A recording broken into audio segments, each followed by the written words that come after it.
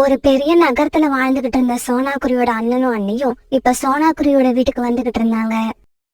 இப்படி வீட்டுக்கு வந்தவங்களுக்கு நல்ல சாப்பாடு சமைச்சு போடுற அளவுக்கு சோனாக்குருவி கிட்ட பணம் இல்ல. அதனால சோனாக்குருவி பணம் கடன் வாங்கறதுக்காக பக்கத்துல இருந்த கோரிக்காகத்தோட வீட்டுக்கு பறந்து போச்சு. கோரி அக்கா, நகரத்துல இருந்து என்னோட அண்ணனும் அண்ணியும் வந்திருக்காங்க. ஆனா அவங்கள உபசரிக்கிறதுக்கு என்கிட்ட பணம் இல்ல. ஒரு 1000 ரூபாய் பணம் இருந்தா கொடுங்க. எனக்கு வேலை கிடைச்ச உடனே அந்த பணத்தை திருப்பி கொடுத்துறேன். என்னது, உங்க அண்ணனும் அண்ணியும் வந்திருக்காங்களா?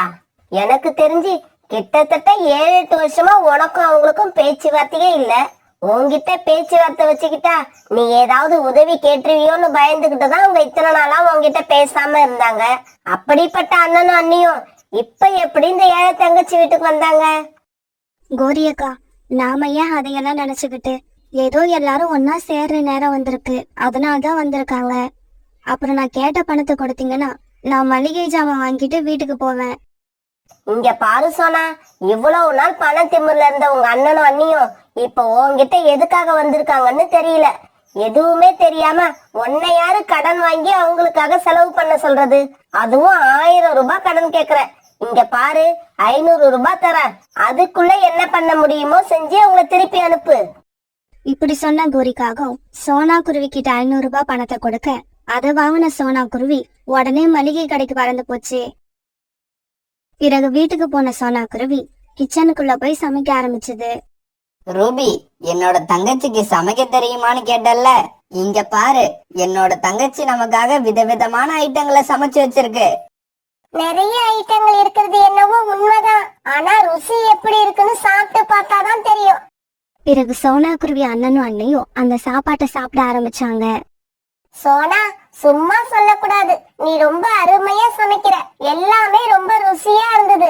அப்புறம் நான் ஒன்னு சொன்னா நீ தப்பா நினைச்சுக்க மாட்டியே? என்ன நீ இப்படி கேட்டுட்டீங்க? நீங்க என்ன வேணாலும் சொல்லுங்க, நான் தப்பா நினைச்சுக்க மாட்டேன். இல்ல, எங்களுக்கு அந்த நகரத்துல இருந்து போர் அடிச்சு போயிடுச்சு. உன்னோட வீட்டுல கொஞ்ச நாள் தங்கிட்டு போகலாம்னு பாக்குறோம். அதனால உனக்கு ஒன்னும் சிரமம் இல்லையே. இது உங்களோட வீடு, நீங்க எத்தனை நாள் வேணாலும் இருக்கலாம். நீங்க 2 பேரும் வந்ததுல நான் ரொம்ப சந்தோஷத்துல இருக்கேன். மாமா, அத்தை, 2 பேரும் எங்க கூட வாங்க. நாங்க உங்களுக்கு இந்த காட்டை சுத்தி காமிக்கிறோம். எங்க காட்டுல உள்ள ஸ்ட்ராபெரி ரொம்பவும் சுவையா இருக்கும். பசங்களா, உங்க மாமாவை மட்டும் கூப்பிட்டுட்டு போங்க. நான் ரொம்ப தூரம் பறந்து வந்ததுல களைப்பா இருக்கேன். ரூபி இப்படி சொன்ன உடனே தங்களுடைய மாமாவை கூப்பிட்டுக்கிட்டு பியூட்டிங் குக்குவும் அந்த காட்டை சுத்தி காமிக்க பறந்து போனாங்க. சோனா குருவியோட அண்ணி அங்க இருந்த கூட்டுல படுத்து தூங்க ஆரம்பிச்சது. சோனா குருவிக்கு இப்ப ஒரே யோசனையா இருந்தது. இவ்வளவு நாள் என்ன அலட்சியப்படுத்தி தங்கச்சி உயிரோட இருக்காளா இல்லையான்னு கூட வந்து பார்க்காம இருந்த அண்ணனும் அண்ணியும் இப்ப திடீர்னு வந்திருக்காங்க. வந்தது மட்டும் இல்ல, இங்கேயே கொஞ்ச நாள் தங்க போறேன்னு வேற சொல்றாங்க. இப்படி யோசிச்ச சோனா குருவி பிறகு கோரிக்காக வீட்டுக்கு பறந்து போச்சு. கோரி அக்கா, எங்கேயோ ஒரு இடத்துல வேலை இருக்கிறதா சொன்னீங்களே, என்னாச்சு? கிடைச்சிடும் சோனா. இன்னைக்கு இல்லாட்டி நாளைக்கு அந்த இடத்துல நமக்கு எல்லாருக்கும் வேலை கிடைச்சிடும். அத பத்தி நீ கவலைப்படாத. கோரி அக்கா, எனக்கு இன்னும் ஒரு 3000 ரூபாய் வேணும். எங்க அண்ணனும் அண்ணியும் கொஞ்ச நாள் இங்கேயே தங்குறதா சொல்லியிருக்காங்க. அதனாலதான் இவ்வளவு பணம் தேவைப்படுது. எனக்கு வேலை கிடைச்ச உடனே கண்டிப்பா எல்லா பணத்தையும் திருப்பி கொடுத்துடுறேன். சோனா, நீ செய்யறது பைத்தியக்காரத்தனம். இது நாள் வரைக்கும் இந்த பக்கம் வந்து எட்டி கூட பார்க்காத உங்க அண்ணன் அண்ணிக்காக எதுக்காக நீ இவ்வளவு பணம் செலவு பண்ற? ஆமா, எதுக்காக உங்க அண்ணனும் அண்ணியும் இங்க கொஞ்ச நாள் தங்க போறாங்கன்னு அவங்க கிட்ட கேட்டியா? இல்ல கோரி அக்கா, அதை எப்படி நம்ம கேட்க முடியும்? அவங்க 2 பேரும் இங்க தங்குறதுன்னு சொன்னதே பெரிய விஷயம். சோனா, எனக்கு என்னமோ இது பெரிய விஷயமா படல. அவங்களுக்கு இப்ப தங்கறதுக்கு வேற எங்கேயும் இடம் இல்லைன்னு நினைக்கிறேன். போகட்டும், எத்தனை நாள் இப்படியே இருந்துருவாங்க? என்னைக்காவது ஒரு நாள் உண்மை வெளிவந்துதான் ஆகணும். இங்க பாரு சோனா, இருக்கிற பணத்தை வச்சு நீ செலவு பண்ணிக்கிட்டு இரு. இன்னும் 2 நாள் கழிச்சு நீ கேட்ட பணத்துக்கு நான் ஏற்பாடு பண்றேன். பிறகு ராத்திரி ஆச்சு. சோனா குருவியும் அது குழந்தைங்களும் இரவு உணவு முடிச்சிட்டு கூட்டுல படுத்து தூங்க ஆரம்பிச்சாங்க. ரூபி, எனக்கு வேலை போன விஷயத்த சோனா கிட்ட சொல்லலாம்னு இருக்கேன். இங்க பாருங்க, அப்படி சொல்லிட்டீங்கன்னா நமக்கு இந்த வீட்ல மரியாதை இருக்காது. நீங்க எதுவும் பேச வேண்டாம். உங்க தங்கச்சி கிட்ட எப்படி பேசணும்னு எனக்கு தெரியும். இப்படியே சில நாட்கள் நகர்ந்துச்சு. ஒரு நாள் சோனா குருவி காலையில சாப்பிட எல்லாருக்கும் கிச்சடி தயார் பண்ணுச்சு. சோனா குருவியோட அன்னைக்கு அந்த கிச்சடி பிடிக்கவே இல்ல. சோனா, எனக்கு இந்த கிச்சடி பிடிக்கவே இல்ல, எனக்கு வேற ஏதாவது தயார் பண்ணி கொடு. அப்படியா அண்ணி, நீங்க கொஞ்ச நேரம் இருங்க, நான் போய் ஹோட்டல்ல இருந்து உங்களுக்கு ஏதாவது சாப்பிட வாங்கிட்டு வரேன். இப்படி சொன்ன சோனா குருவி பிறகு அந்த காட்டுல இருந்த ஒரு ஹோட்டலுக்கு பறந்து போச்சு. சோனா குருவி அங்க போனப்ப ஏற்கனவே கோரிக்காகவும் அங்க நின்னுகிட்டு இருந்தது. கோரி அக்கா, நீங்க எங்க எப்படி? சோனா, நான் வேலைக்கு கிளம்புற சமயத்துல திடீர்னு எங்க அம்மா வந்துட்டாங்க. அதனாலதான் அவங்களுக்கு சாப்பிட ஏதாவது வாங்கிட்டு போகலாம்னு வந்தேன். ஆமா, நீ என்ன இந்த பக்கம்? நான் செஞ்ச கிச்சடியை எங்க அண்ணி பிடிக்கலன்னு சொல்லிட்டாங்க. அதனாலதான் அவங்களுக்கு ஒரு தோசை வாங்கிட்டு போலான்னு வந்தேன். கோரி அக்கா, தயவு செய்து என்னை எதுவும் திட்டாதீங்க. எங்க அண்ணனுக்காகவும் அண்ணிக்காகவும் நான் இதையெல்லாம் செஞ்சுதான் ஆகணும். சோனா, இதுக்கப்புறம் உன்கிட்ட பேசி எந்த புண்ணியமும் இல்ல. யார்கிட்ட பேசணுமோ அவங்க கிட்ட பேசிக்கிறேன். பிறகு அன்னைக்கு சாயங்காலம் வேலையை விட்டு வீட்டுக்கு திரும்பின கோரிக்காகவும் நேரா சோனா குருவி வீட்டுக்கு வந்துச்சு. சோனா, சோனா, கொஞ்சம் வெளியில வா. அந்த சமயத்துல சோனா குருவி வீட்டுல இல்ல. அதனால சோனா குருவியோட அண்ணனும் அண்ணியும் வெளியில வந்தாங்க. நீங்க யாரு? எதுக்காக சோனாவை பார்க்கணும்? நான் இங்க பக்கத்து வீட்டுலதான் குடியிருக்கேன். சோனாவோட ஃப்ரெண்டு. என் பேரு கோரி. சோனா எங்கேயோ வெளியில போயிருக்கு. திரும்பி வர்றதுக்கு இன்னும் 1 மணி நேரம் ஆகும்னு நினைக்கிறேன். வந்த உடனே நீங்க வந்துட்டு போனதா சொல்றேன். சோனா என்கிட்ட வேலை கேட்டு இருந்தது. அத பத்தி சொல்லிட்டு போகலான்னு தான் இப்ப வந்தேன். நான் வேலை பாக்குற இடத்துல வேலைக்கு ஆள் எடுக்கிறாங்க. எத்தனை பேர் வந்தாலும் சேர்த்துப்பாங்க. என்ன கேட்டா வீட்டுல சும்மா இருக்க நீங்களும் உங்க மனைவியும் கூட சோனா குருவி கூட வேலைக்கு வரலாம். கோரி, என்ன இப்படி பேசுறீங்க? நானும் என்னோட மனைவியும் என் தங்கச்சி வீட்டுக்கு விருந்தாளியா வந்திருக்கோம். எங்களை எப்படி நீங்க வேலைக்கு கூப்பிடலாம்? என்னது விருந்தாளியா? விருந்தாளிக்கு என்ன அர்த்தம்னு தெரியுமா உங்களுக்கு? விருந்தாளின்னா வந்த இடத்துல 2 நாள் தங்குவாங்க, 3 நாள் தங்குவாங்க. அதிகபட்சமா 1 வாரம் தான் தங்கி இருப்பாங்க. உங்கள மாதிரி நங்கூரம் போட்டுக்கிட்டு இங்கேயே உட்கார்ந்து இருக்க மாட்டாங்க.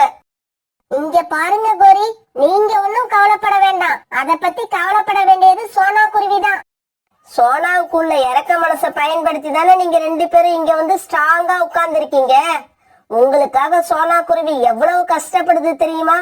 அது ஊரை சுத்தி எவ்வளவு கடன் வாங்கி வச்சிருக்கு தெரியுமா?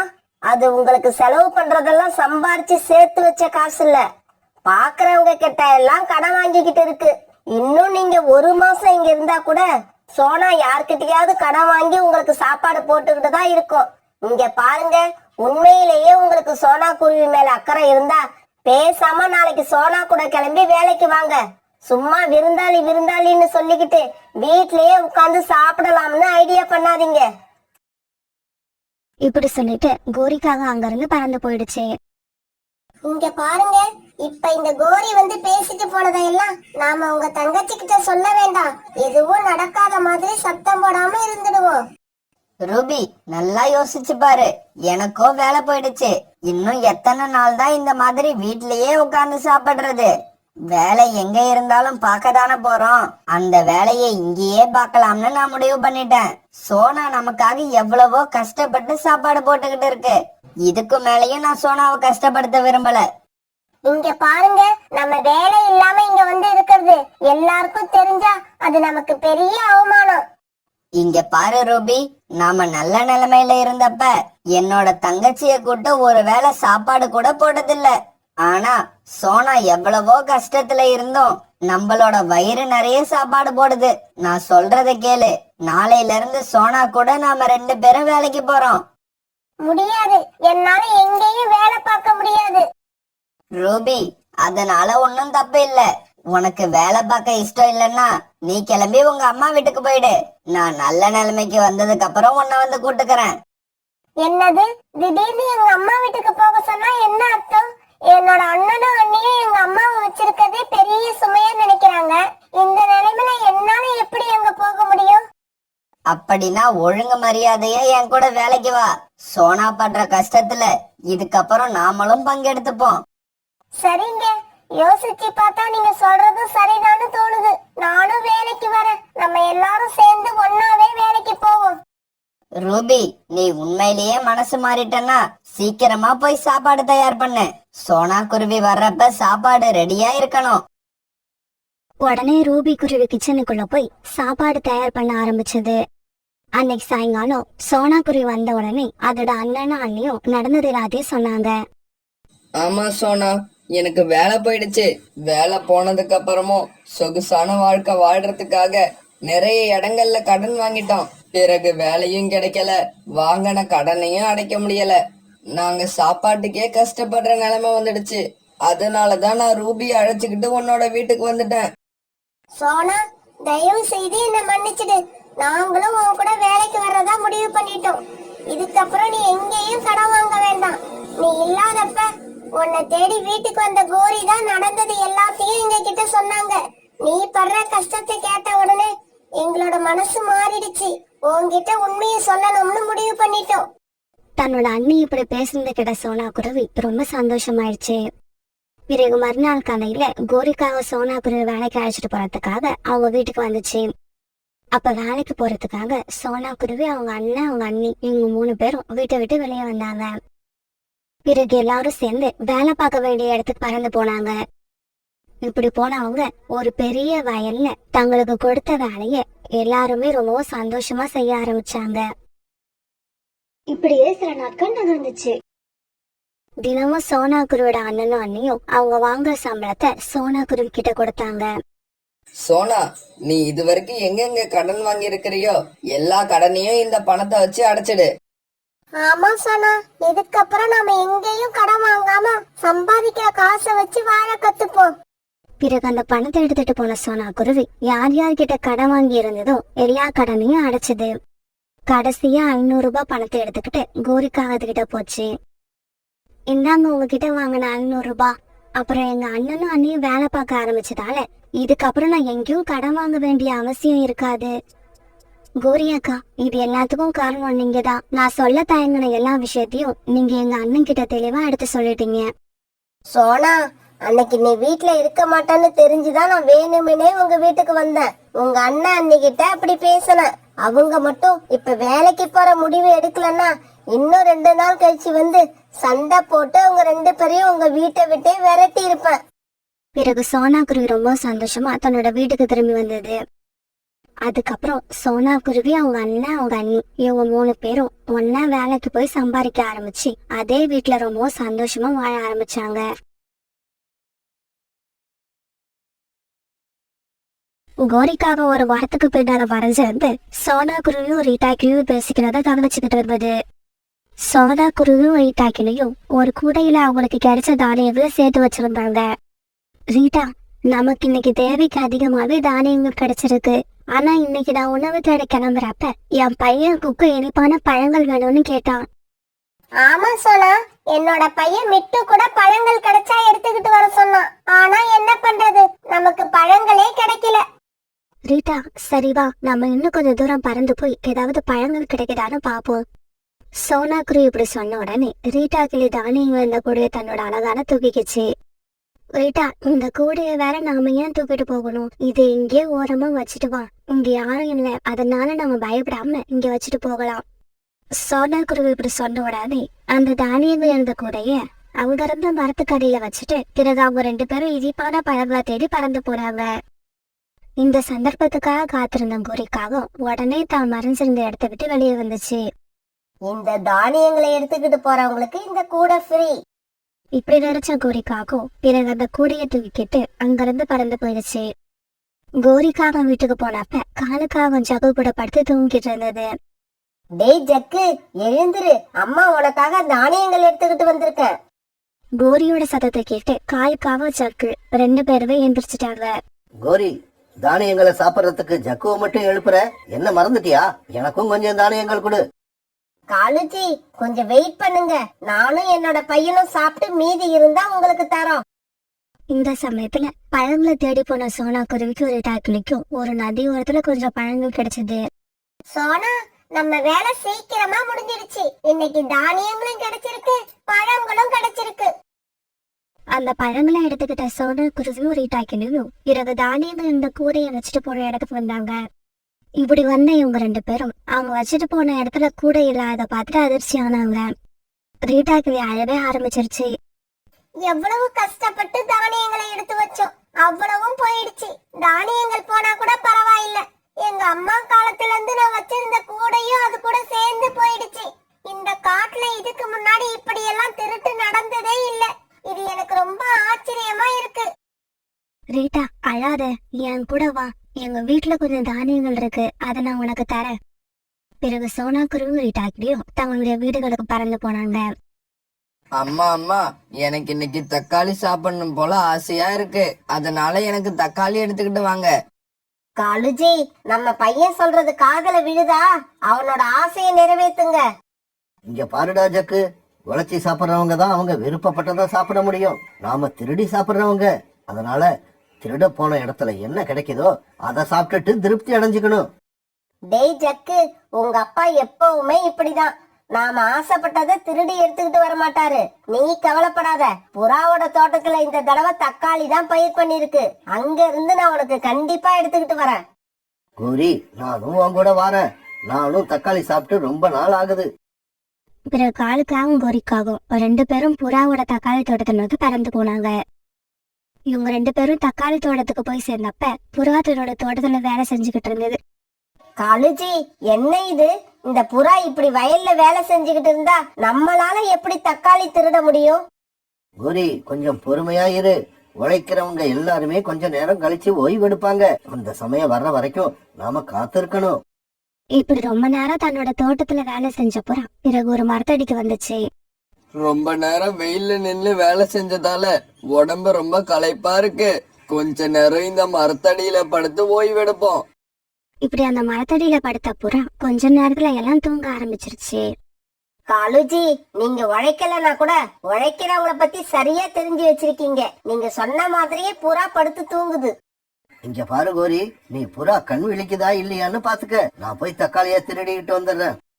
காலுஜி, தக்காளி பறிக்கிறப்ப எங்க அம்மாவுக்கும் சேர்த்து கொஞ்சம் அதிகமா பறிச்சுக்கோங்க. எங்க அம்மாவுக்கு தக்காளினா ரொம்ப பிடிக்கும். கோரி, நாம எந்த உணவை திருட போனாலும் உடனே எங்க அம்மாவுக்கு அது பிடிக்கும்னு சொல்றேன். உங்க அம்மாவுக்கு பிடிக்காத உணவுன்னு இந்த உலகத்துல ஏதாவது இருக்கா இல்லையா? இப்படி சொன்ன காலுக்காக தோட்டத்துக்கு போய் அங்க இருந்து தக்காளிகளை பறிச்சு ஒரு கூடையில போட்டுக்கிச்சு. கோரி, கூட நிறைய தக்காளிகளை பறிச்சாச்சு. சீக்கிரம் கிளம்பு, இந்த இடத்த காலி பண்ணுவோம். பிறகு அந்த தக்காளி கூடைய தூக்கிட்டு காலுக்காகவும் கோரிக்காகவும் தங்களோட வீட்டுக்கு போனாங்க. ஆனா தன்னோட தோட்டத்துல நடந்த எதை பத்தியும் தெரியாத புறா அந்த மரத்தடியில படுத்து தூங்கிட்டு இருந்தது. பிறகு ரொம்ப நேரம் கழிச்சு கழுகக்கா புறாவை பார்க்க அந்த தோட்டத்துக்கு வந்துச்சு. புறா தன்னோட தோட்டத்துல படுத்து தூங்கிட்டு இருக்கத பார்த்த கழுகு பிறகு எழுப்ப ஆரம்பிச்சது. ஏய் புறா, ஏன் இங்க படுத்து தூங்கிக்கிட்டு இருக்க? தூக்கம் வந்தா வீட்டுல போய் படுத்து தூங்க வேண்டியது தானே? கழுகோட சத்தத்தை கேட்ட புறா தூக்கம் கலைஞ்சு எந்திரிச்சு உட்கார்ந்தது. கழுகக்கா, வாங்க. என்ன விஷயமா வந்தீங்க? புறா, என்னோட பேர பசங்க எல்லாம் ஊர்ல இருந்து வந்திருக்காங்க. அவங்களுக்கெல்லாம் தக்காளி சட்னினா ரொம்ப பிடிக்கும். அதனால எனக்கு 3 கிலோ தக்காளி கொடு. கழுகக்கா, 3 கிலோ என்ன 5 கிலோவா வாங்கிக்கிட்டு போங்க. இப்படி சொல்லிட்டு தோட்டத்துக்கு போய் பார்த்த புறா அதிர்ச்சி ஆயிடுச்சு. ஏன்னா அங்க இருந்து தக்காளி செடிகள்ல இருந்த தக்காளிகள் நிறைய திருட்டு போயிருந்தது. போச்சு போச்சு, என்னோட உழைப்பெல்லாம் வீணா போச்சு. யாரோ என்னோட தோட்டத்துக்கு வந்து விளைஞ்சிருந்த நிறைய தக்காளிகளை திருடிக்கிட்டு போயிட்டாங்க. புறா, கொஞ்ச நேரம் அமைதியா இரு. நேத்து நான் சோனா குருவியையும் ரீட்டா கிளியையும் பார்த்தேன். அவங்க காட்டுக்குள்ள தானியங்களோட வச்சிருந்த கூடை கூட திருட்டு போயிடுச்சாம். இப்படி திருட்டு போய்கிட்டு இருந்தா இந்த காட்டுல நாம நிம்மதியா வாழ முடியாது. இங்க பாரு புறா, நீ ஏன் கவலைப்படுற? நாம எல்லாம் ஒன்னா சேர்ந்து இந்த காட்டுல உள்ள அந்த திருட்டு பறவைய கையும் களவுமா பிடிப்போம். கவலைப்படாத. பிறகு கழுகக்கா புறாவை கூப்பிட்டுக்கிட்டு சோனா குருவிய பார்க்க போச்சு. இங்க பாரு சோனா, அந்த திருட்டு பறவைய நான் பிடிக்கிறதுக்கான நேரம் வந்துடுச்சு. இதுக்கு அப்புறமும் பொறுமையா இருந்தா நாம நிறைய இழப்புகளை சந்திக்க வேண்டி வரும். இங்க பாருங்க கழுகக்கா, பொதுவா ராத்திரியே தான் திருடர்கள் வருவாங்க. அப்படி வந்தாங்கன்னா நம்ம அவங்கள கண் விழிச்சு கையும் களவுமா பிடிச்சிடலாம். ஆனா இந்த திருடங்க பகல் நேரத்துலயும் வந்து திருடிட்டு போறாங்க. எப்ப வராங்கன்னு தெரியல, எப்படி போறாங்கன்னு தெரியல. எல்லாமே மர்மமா இருக்கு. இங்க பாருங்க, புறாவோட தோட்டத்துல இருந்து தக்காளி பழங்களை திருடிட்டு போன அந்த திருடங்க கண்டிப்பா மறுபடியும் அங்க திருட வருவாங்க. சாப்பிடுமா, சாப்பிடு. வயிறு நிறையிற வரைக்கும் சாப்பிடு. இது பத்தலன்னா இன்னும் கேளு, நிறைய எடுத்துக்கிட்டு வரேன். கோரி, இதே மாதிரி எனக்கு தக்காளி தினமும் கிடைச்சா ஒவ்வொரு நாளும் நான் ஜூஸ் போட்டு குடிப்பேன். இந்த வெயில் காலத்துக்கு அது ரொம்ப நல்லது. அம்மா கவலைப்படாதீங்க, எங்க காட்டுல உள்ள புறா வயல்ல வேலை பார்த்துட்டு நல்லா படுத்து தூங்கும். அந்த சமயத்துல நாங்க ரொம்ப ஈஸியா தக்காளி எடுத்துக்கிட்டு வந்துருவோம். இங்க பாருடி, நீங்க எடுத்துக்கிட்டு வந்தா கொஞ்சம் தான் எடுத்துக்கிட்டு வருவீங்க. இந்த தடவை நான் உன்னோட அண்ணன் எல்லாரும் வரோம். நாமெல்லாம் ஒன்னா போய் அந்த புறாவோட தோட்டத்தை காலி பண்ணிட்டு வந்துருவோம். அம்மா, உங்களுக்கு இப்படி ஒரு ஆசை இருந்தா அதை நான் தடுக்க மாட்டேன். நாளைக்கு நீங்களும் தம்பியும் கிளம்பி எங்க வீட்டுக்கு வந்துருங்க. நான் உங்களை எதிர்பார்த்துக்கிட்டே இருப்பேன். மறுநாள் மதியானமா வீட்டை விட்டு வெளியில வந்த கோரி வாசல்லயே உட்கார்ந்து இருந்தது. கோரி, என்ன இங்கேயே உட்காந்துகிட்டு இருக்க? சீக்கிரமா கிளம்பு. புறா அதோட வேலையை முடிச்சிட்டு இந்நேரம் தூங்க ஆரம்பிச்சிருக்கோம். இந்த சமயத்துல கோரிக்காகத்தோட அம்மாவும் தம்பியும் அங்க வந்து சேர்ந்தாங்க. அம்மா, என்னம்மா இவ்வளவு லேட் பண்ணிட்ட? உங்களுக்காக நான் எவ்வளவு நேரம் காத்திருக்கிறது. கோரிக்காகத்தோட அம்மாவும் தம்பியும் புறாவோட தோட்டத்துக்கு வராது தெரிஞ்ச காலுக்காகத்துக்கு பயம் வந்துருச்சு. ஐயோ, இந்த கூட்டத்து கூட திருட போனா நமக்கு தர்ம அடி கண்டிப்பா உண்டு. அதை யாராலையும் தடுக்க முடியாது. எப்படியாவது இந்த கூட்டத்துல இருந்து நாம எஸ்கேப் ஆகணும். கோரி, எனக்கு என்னவோ திடீர்னு வயிறு சரியில்லை, ரொம்ப வலிக்கிற மாதிரி இருக்கு. அதனால நீ என்ன பண்ற, அத்தையையும் மச்சானையும் அழைச்சுக்கிட்டு போய் தக்காளிகளை எடுத்துக்கிட்டு வந்துரு. நான் வீட்டுல போய் படுத்திருக்கேன். காலேஜி, என் அம்மாவையும் என் தம்பியும் பார்த்தா உங்களுக்கு எப்படி இருக்கு? நீங்க எதனால இப்படி பண்றீங்கன்னு எனக்கு நல்லா தெரியும். மரியாதையா இப்ப எங்க கூட வந்துருங்க, இல்லன்னா எனக்கு கெட்ட கோபம் வரும். கோரி இப்படி கோபமா சொன்னாலும் வேற வழியில அந்த காலுக்காகும் அவங்க கூட சேர்ந்து புறாவோட தோட்டத்துக்கு பறந்து போச்சு.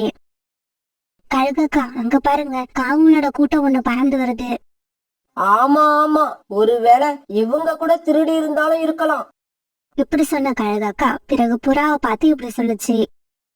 புறா, நீ சீக்கிரமா கண்ணை மூடிட்டு தூங்குறாப்புல நடி, என்ன நடக்குதுன்னு பாப்போம். கழுகக்கா சொன்னதை கேட்ட புறாவும் பிறகு மரத்துல சாஞ்சி தூங்குற மாதிரி நடிக்க ஆரம்பிச்சது. பிறகு வந்த எல்லா காகங்களும் புறாவோட தக்காளி தோட்டத்துல வந்து உட்கார்ந்தாங்க. இத பார்த்த கழுகக்கா கீழே கிடந்த கம்பு தன்னுடைய ரெக்கையால எடுத்துக்கிட்டாங்க.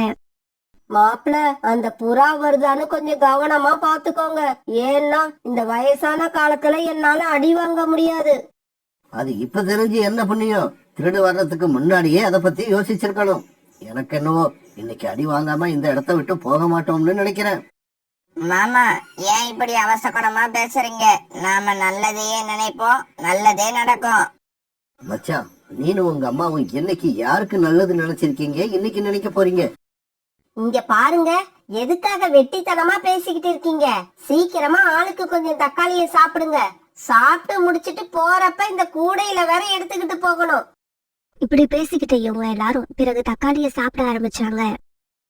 இத பார்த்த புறா, கழுகக்கா, சோனா குருவி இந்த 3 பேரும் கம்ப எடுத்துட்டு வேக வேகமா காங்கல் கிட்ட பறந்து போனாங்க. இப்படி வந்து இவங்க 3 பேரும் காங்களை சுத்தி உட்கார்ந்துக்கிட்டாங்க.